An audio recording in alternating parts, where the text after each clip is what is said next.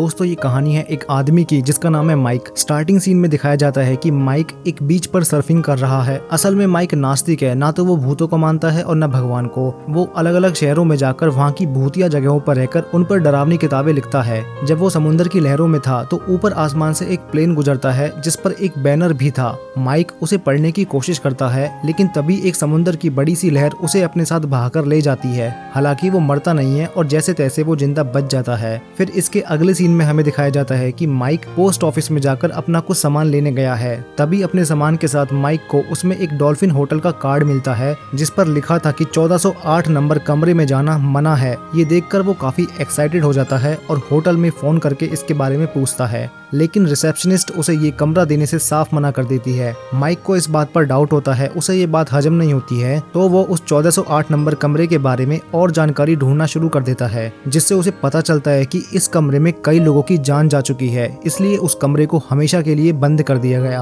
और माइक को इस सब में बहुत इंटरेस्ट आ रहा था। माइक तुरंत न्यूयॉर्क के लिए निकलता है और टैक्सी लेकर डॉल्फिन होटल पहुंचता है। अंदर जाकर वो सबसे पहले रिसेप्शनिस्ट से कमरा नंबर 1408 देने को कहता है। इस पर वो हैरान हो जाती है और उसे होटल के मैनेजर के ऑफिस में भेज देती है। तो माइक उस मैनेजर को बताता है कि उसे बस एक रात के लिए वो कमरा चाहिए, लेकिन वो मैनेजर उसे साफ मना कर देता है। वो उसे बताता है कि उस कमरे में कोई 1 घंटे से ज्यादा देर तक नहीं रुक सकता है, लेकिन माइक मानता नहीं है। वो जिद करने लगता है। मैनेजर उसे बताता है कि इस कमरे में आज तक 56 लोगों की मौत हो चुकी है, और इतना ही नहीं, वो उसे उन सभी लोगों की जानकारी वाली डायरी भी देता है। लेकिन अब भी माइक मानता नहीं है, वो अपनी जिद पर अड़ा रहता है। आखिरकार मैनेजर उसे उस रूम की चाबी दे देता है। इसके बाद जब वो 14वीं मंजिल पर पहुंचता है तो उसे कुछ अजीब सा महसूस हो रहा था, लेकिन वो इस चीज को इग्नोर करके उस 1408 का ताला खोलकर अंदर जाकर दरवाजा बंद कर लेता है। फिर वो थोड़ी देर इधर उधर घूमकर अपने टेप रिकॉर्डर में इस कमरे के माहौल को एक्सप्लेन करता है। वो कहता है कि ये कमरा बहुत बोरिंग है, लेकिन तभी रेडियो में एक गाना बजने लगता है। माइक जब पीछे मुड़कर देखता है तो उसके बेड के सिराने पर 2 चॉकलेट्स पड़ी हुई थी, जिनमें से एक चॉकलेट माइक उठाकर खा लेता है। तभी उसे अजीब सी आवाजें आने लगती हैं। उसे लगा कि कमरे में कोई है। वो थोड़ा खुश हो जाता है क्योंकि अब उसे लिखने के लिए नई कहानी मिल गई थी।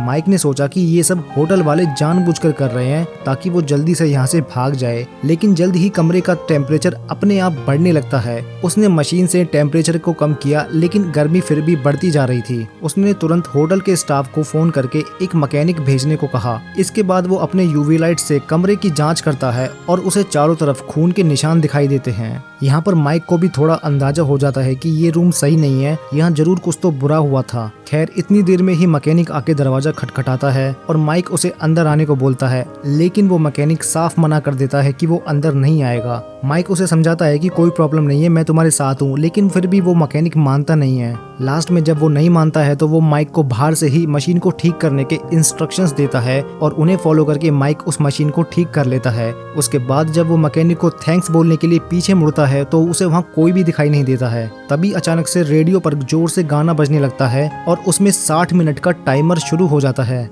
उस रेडियो से निकलने वाली आवाज इतनी तेज थी कि माइक थोड़ी देर के लिए बहरा हो गया था। माइक ने जब खिड़की से बाहर निकल के देखा तो उसे ट्रैफिक की आवाज सुनाई नहीं दे रही थी, और तभी अचानक से वो खिड़की अपने आप जोर से बंद हो गई, जिसकी वजह से माइक का हाथ बुरी तरह से जख्मी हो गया। वो चिल्लाते हुए बाथरूम में गया तो वहाँ नल से उबलता हुआ पानी निकल रहा था, जिसकी वजह से उसका हाथ पहले से ही जख्मी था और उस पानी से और भी जल जाता है। उसके बाद जैसे तैसे वो पट्टी बांधता है और फिर दोबारा से रेडियो में गाना बजने लगता है। गुस्से में आकर माइक उस रेडियो की वायर को तोड़ देता है, लेकिन वो टाइमर अब भी चल रहा था। अब उसे रियलाइज हो गया था कि वो खतरे में है, इसलिए उसने अपना सारा सामान बांधा और वो कमरे से बाहर निकलने की कोशिश करता है। लेकिन उसकी किस्मत खराब थी, उसकी चाबी भी टूट जाती है और दरवाजे का हैंडल भी। इस बात पर माइक बहुत ज्यादा घबरा गया था। उसने दरवाजे को तोड़ने की कोशिश की, लेकिन वो उसे तोड़ नहीं पाया। इसके बाद वो भागकर खिड़की पर गया और मदद के लिए चिल्लाने लगा। तभी उसे सामने वाली बिल्डिंग में एक आदमी दिखाई देता है। माइक चिल्लाकर उसे बुलाने लगता है, लेकिन थोड़ी देर बाद उसे रियलाइज होता है कि वो कोई आदमी नहीं बल्कि वो उसकी खुद की परछाई है, जो उसे सामने वाली बिल्डिंग की मिरर में दिख रही है।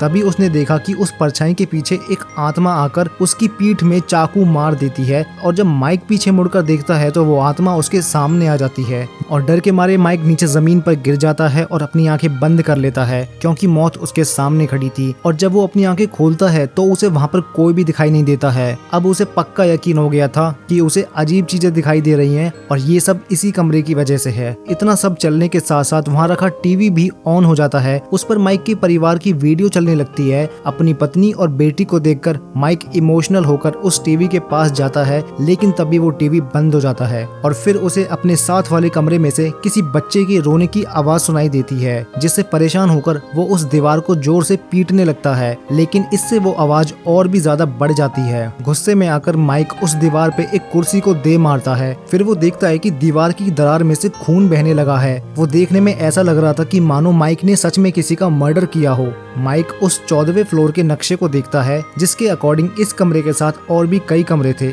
इसलिए उसने खिड़की से निकलकर उन कमरों में जाके मदद मांगने का फैसला किया। अब वो बाहर निकलकर विंडो के किनारे पर आगे बढ़ने लगता है, लेकिन फिर उसे एहसास होता है कि इस होटल में 1408 के अलावा और कोई कमरा नहीं था। फिर वो घबराकर वापस से अपने रूम की तरफ बढ़ने लगता है। तभी अचानक एक औरत की आत्मा उसे धक्का देती है, पर वो लटक कर बच जाता है। इसके बाद उस औरत का भूत खिड़की से निकलकर बाहर चले जाता है और माइक वापस अपने कमरे में चला जाता है। माइक जब दोबारा से नक्शे को देखता है तो उसे वहाँ पर बस एक 1408 कमरा ही दिखाई देता है, उसके अलावा और कुछ नहीं दिखता है। और जब वो खड़ा होकर देखता है तो उसका पूरा कमरा बदल चुका था। माइक को इस पर यकीन नहीं हो रहा था, तो उसने अपनी रिकॉर्डिंग सुनी जिसमें वो खुद अपने मुंह से बोल रहा था कि ये एक भूतिया कमरा है। माइक अपने बैग को खोलता है और उसमें से लैपटॉप निकालता है। वो इंटरनेट को चलाकर तुरंत अपनी पत्नी को वीडियो कॉल करता है और उसे बताता है कि वो एक भूतिया जगह पर फंस गया है। वो अपनी पत्नी को डॉल्फिन होटल के कमरा नंबर 1408 में तुरंत पुलिस भेजने को बोलता है और उसी टाइम कमरे में आग बुझाने वाला फाउंटेन ऑन हो जाता है और लैपटॉप पर पानी पड़ने की वजह से लैपटॉप में खराबी आ जाती है। थोड़ी देर बाद जब फाउंटेन बंद होता है तो कमरे में बर्फ जमने लगती है और ठंड अचानक से इतनी तेज बढ़ जाती है कि माइक को कुछ सामान जलाकर गर्मी लेने की कोशिश करनी पड़ती है, लेकिन जल्द ही बर्फ जमने की वजह से उसकी मौत होने वाली थी। तभी अचानक से उसके लैपटॉप पे एक कॉल आती है। ये उसकी वाइफ की कॉल थी और उसने माइक से कहा कि पुलिस उस कमरे में पहुंच गई है, लेकिन तुम कहीं भी नजर नहीं आ रहे हो। वो कमरा एकदम खाली दिख रहा है। तभी लैपटॉप में कोई गड़बड़ी हुई और माइक का कोई बहरूपिया उसकी वाइफ से बात करने लगा। उसने उसकी वाइफ को कमरे में अंदर आने को कहा, लेकिन जो असली वाला माइक है वो उसे रोकने की कोशिश करता है, लेकिन उसकी आवाज उसकी वाइफ तक नहीं पहुंच पाती है। और उसी टाइम वो कमरा अचानक से टूटने लगता है और चारों तरफ मलबा इकट्ठा होने लगता है। इतना ही नहीं, एक समुंदर की तस्वीर नीचे गिरती है जिससे पूरे कमरे में पानी भरने लगता है, जिसकी वजह से माइक पानी में डूबकर मरने वाला था। फिर उसे एक रोशनी दिखाई देती है। वो तैरकर उस रोशनी की तरफ ऊपर आता है और बाहर आकर उसने देखा कि वो तो उसी बीच पर है जहाँ पर वो बेहोश हुआ था।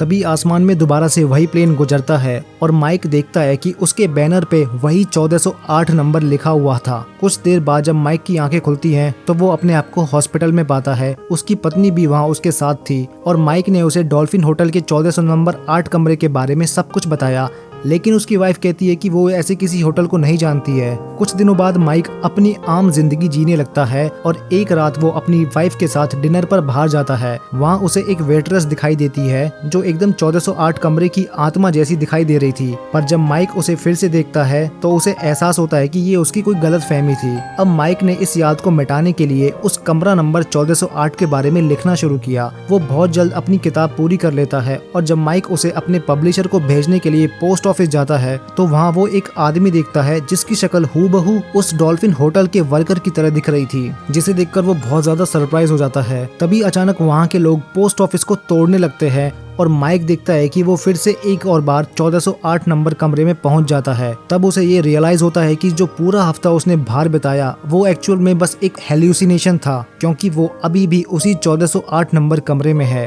अब तक वो कमरा पूरी तरह से बर्बाद हो चुका है। माइक जोर जोर से चिल्लाकर मदद बुलाने की कोशिश करता है। फिर तभी उसे अपनी बेटी दिखाई देती है जो कि कई साल पहले कैंसर की वजह से मर चुकी थी। माइक समझ चुका था कि ये फिर से इस कमरे की कोई चाल है, लेकिन अपनी बेटी को देख के वो इमोशनल हो जाता है और उसे गले लगा लेता है और फिर वो राख बनकर उस मलबे में मिक्स हो जाती है। ये सब देखकर माइक मानो पागल सा हो गया था। उसने कमरे में तोड़फोड़ करनी शुरू कर दी और उधर रेडियो का टाइमर खत्म होने ही वाला था। टाइम खत्म होते ही माइक एक बार फिर कमरा नंबर 1408 में दोबारा पहुंच जाता है। कमरे की हालत एकदम पहले जैसी हो चुकी थी और फिर से अगले 1 घंटे का टाइमर चालू हो गया था। इसका मतलब माइक उसी चक्र में फंस गया था और उसे ये 1 घंटा बार बार जीना होगा। तभी अचानक से फोन की घंटी बजती है और माइक फोन उठाकर कहता है कि तुमने मुझे मारा क्यों नहीं। सामने से जवाब आता है कि उसे बार बार उसी घंटे को अपने जीवन भर तड़पते रहना होगा। तभी उसे सामने अपनी और अपनी बेटे की कब्र दिखाई देती है और उसे एहसास हो जाता है कि ये कमरा चाहता है कि मैं खुद अपने हाथों से अपनी जान लूं। फिर उससे फोन पर किसी ने पूछा कि क्या वो कमरे से बाहर आना चाहता है। ये सुनकर माइक बहुत ही सरकास्टिक वे में कहता है कि नहीं, मैं यहीं पे खुश हूँ। फिर उसकी नजर एक शराब की बोतल पर पड़ती है जिससे वो आग जलाता है और पूरे कमरे में आग लगा देता है। जल्दी ही होटल का फायर अलार्म बजने लगता है। चारों तरफ भगदड़ मच जाती है। तभी उसकी पत्नी वहाँ पहुँच जाती है और वो पुलिस को बताती है कि माइक 1408 नंबर कमरे में कैद है। उधर माइक कमरे में बैठा हुआ आराम से सिगरेट पी रहा था। उसके चारों तरफ कमरे में आग लगी हुई थी जिसे देखकर माइक पागलों की तरह हंसने लगता है। इसके बाद हम देखते हैं कि माइक का अंतिम संस्कार हो रहा था क्योंकि वो भी उसी आग में जलकर मर गया था। कुछ देर बाद वहाँ उसी होटल का मैनेजर आता है। वो उसकी वाइफ को माइक का कुछ सामान देता है जो होटल में ही छूट गया था, लेकिन उसकी वाइफ उस सामान को लेने से इनकार कर देती है क्योंकि वो एक नई शुरुआत करना चाहती थी। बाद में जब वो मैनेजर वापस जा रहा था तो माइक के सामान में एक टेप रिकॉर्डर को देखकर वो उसकी रिकॉर्डिंग को सुनने लगता है जिसमें माइक अपनी मौत के भयंकर मंजर को एक्सप्लेन करता है और उसके साथ साथ उसकी बेटी की चीखने चिल्लाने की आवाज भी उसी में आ रही थी। तभी अचानक से कार के शीशे में उसे एक छोटी लड़की दिखाई देती है और जब वो पीछे मुड़कर देखता है तो एक बहुत ही भयानक सा आदमी उसी गाड़ी में बैठा हुआ था। ये कोई और नहीं बल्कि बुरी तरह से जला हुआ माइक था।